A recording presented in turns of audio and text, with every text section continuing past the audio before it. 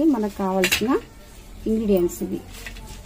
కొన్ని ఎండుమిర్చి, కావాల్సిన ఎల్లిపాయలు, అలాగే శనగపప్పు, మినప్పప్పు, కొద్దిగా చింతపండు, జీలకర్ర, ఆవాలు ఇవన్నీ కలుపుకొని ఇలా మంచిగా ఆయిల్ వేసి ఇవన్నీ వేపాలి. దూరగా స్టవ్ ఆఫ్ చేసుకోవాలి.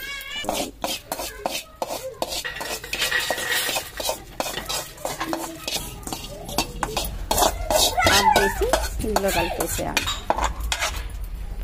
హాఫ్ స్పూన్ ఆయిల్ వేసి అంతా వేసుకోవాలి.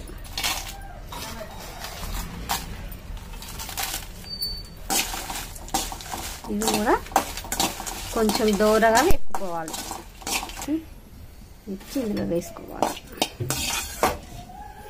ఆయిల్ ఇది ఎందుకు కరివేపాకు వేయాలి.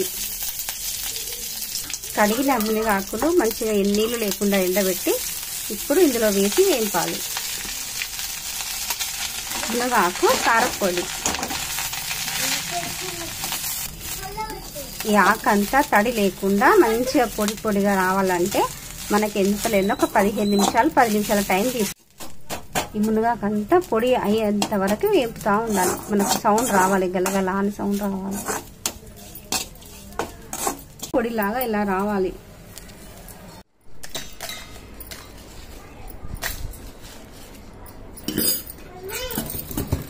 తగినంత ఉప్పు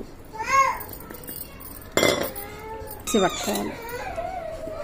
బరకగా ఇట్లా మిక్సీ పట్టుకోవాలి, బాగా మెత్తగా పట్టకూడదు. వేపుకున్న మునగాకు ఈ మిక్సీలో వేయాలి. పొట్టు తీయకుండా వెల్లిపాయలు వేయాలి.